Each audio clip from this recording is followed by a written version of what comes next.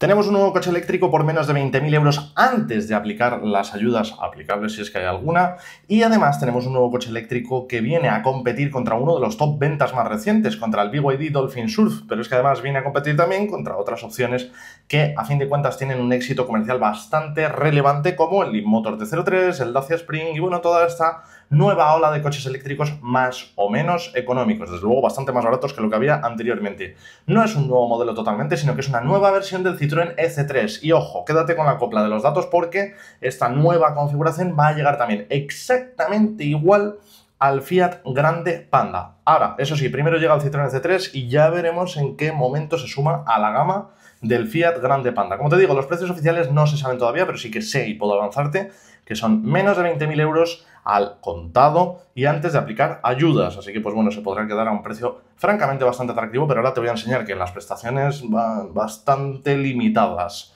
El coche del que estamos hablando es efectivamente el Citroën C3 y como sabrás, la configuración que estaba disponible a la venta hasta ahora y que se va a mantener a la venta por supuesto, tenía una batería LFP de 44 kWh de capacidad de almacenamiento energético, un motor eléctrico de 113 caballos de potencia máxima, una autonomía VLTP de unos 320 km aproximadamente. Bien, bueno, pues esta nueva versión se llama Citroën EC3 Urban Range, o por lo menos esa es la denominación, digamos, más extendida, pero ya veremos cómo lo pretenden vender aquí en España.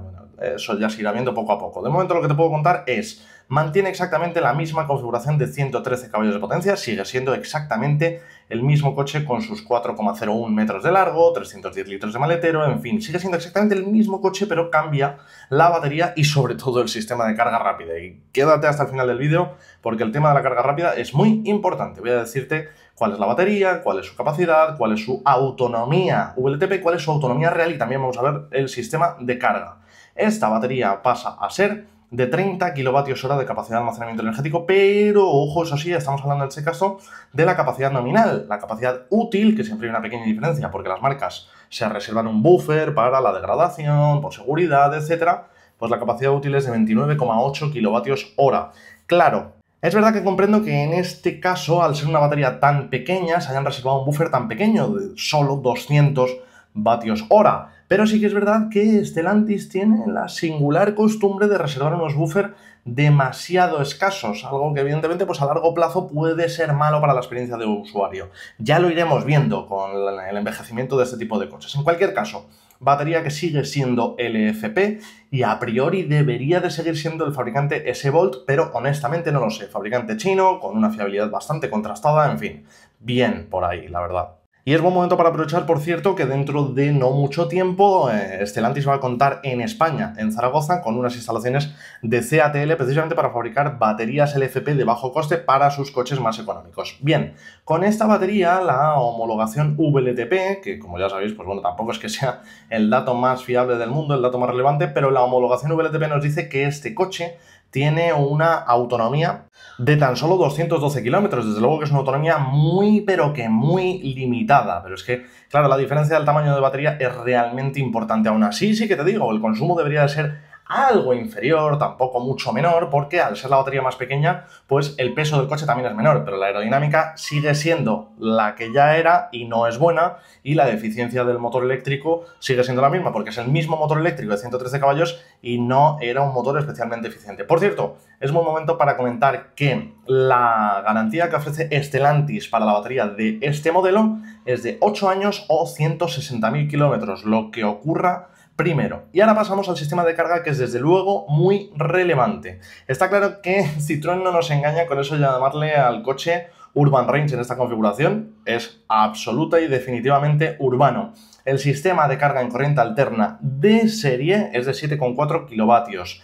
No conozco todavía si se puede configurar con 11 kilovatios, de hecho creo que esta versión no, pero ya lo veremos más adelante. Otras versiones, vamos, la versión superior sí que se puede configurar con 11 kilovatios, pero con una diferencia, no sé si es de 400 euros aproximadamente, algo así. Y por cierto, en el Citroën C3 puede merecer la pena el ponerle los 11 kilovatios de carga en corriente alterna, pero sí que es verdad que en el Fiat Grande Panda no merece tanto la pena porque pierdes el conector delantero, el cable delantero, que la verdad es que es una de las características interesantes de ese coche con respecto a otros modelos del mercado.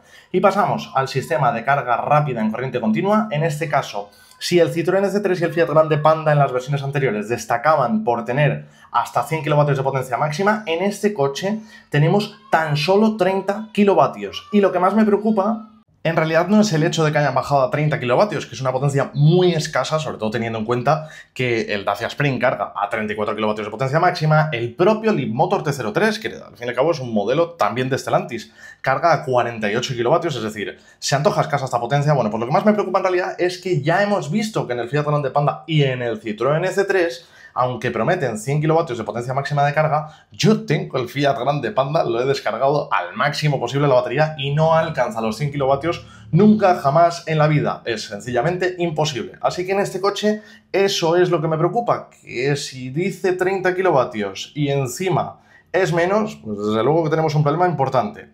Bueno, en otros datos, el fabricante declara de forma oficial con respecto al sistema de carga rápida en corriente continua que se puede cargar del 20 al 80%, es decir, un 60% de la batería, en 40 minutos. Es decir, es verdaderamente lento para hacer una carga de este tipo. Y tengo que hacer hincapié en esto, ya lo importante no es que necesite de tanto tiempo para cargar del 20 al 80%, sino que es que un 60% de su autonomía es realmente poco tiempo para una carga de 40 minutos. Es decir, es un coche absolutamente urbano y muy limitado para poder circular con él, incluso en vías interurbanas, sencillamente porque sabemos que no es muy eficiente. Lo que sí que te puedo avanzar es que cargando con cargadores de 50 kilovatios en adelante, que ya superan su potencia máxima de 30 kilovatios, se ha podido comprobar que la potencia media que mantiene es muy alta, es decir, parece que la curva de carga es francamente buena. Ahora bien, vamos con los datos de autonomía reales, que son los importantes. Ya te he dicho antes que homologados son 212 kilómetros, pero en cifras reales, y voy a empezar en realidad por donde más interesa, que es por ciudad. Con clima frío vas a hacer 175 kilómetros aproximadamente y con clima templado vas a hacer aproximadamente 265 kilómetros. A mí, honestamente, 175 kilómetros se me antojan pocos, pero sí que es verdad que en ciudad es una buena autonomía. Y más que es un coche que yo entiendo que se va a cargar sobre todo en casa, en corriente alterna, con carga lenta. Bueno, me parecen cifras más o menos razonables. Ahora, eso sí, ya te digo, si pretendes salir a la autopista, te va a dar poco juego porque la autonomía que te va a dar es de 120 kilómetros con clima frío y estamos hablando de una carga completa de la batería y apenas de 155 kilómetros si las condiciones de temperatura son óptimas. En uso combinado, y aquí pues ya podemos entender que es una autonomía similar al uso típico de vivir en una ciudad dormitorio, cerca de la ciudad, bajar a trabajar, etc. Bueno, pues en uso combinado con clima frío te va a dar 150 kilómetros y en uso combinado con clima templado te va a dar 200 kilómetros aproximadamente. Y bueno, pues esto es, entre otras cosas, porque el coche, en el mejor de los casos, que es en ciudad, con clima templado, etcétera, es decir, con las condiciones más favorables, te va a hacer un consumo ya superior a los 11 kWh a los 100 y es un coche que ya sabemos, ya ha demostrado y te puedo volver a confirmar que se puede tragar fácilmente 25 kWh a los 100 en autopista, entre otras cosas, como decía antes, porque su sistema motriz, su motor eléctrico no es especialmente eficiente y también porque la autonomía, la aerodinámica juega absoluta y totalmente en su contra. Así que si quieres que te sea sincero, no entendería del todo bien que alguien pueda decantarse por este coche antes que, por ejemplo, por un Opel Frontera, que es un coche mucho más grande, con la batería de su hermano mayor de 44 kWh, o directamente irse a por un coche como el Leapmotor T03, que lo tienes en la misma Stellantis y tiene unas prestaciones realmente mejores.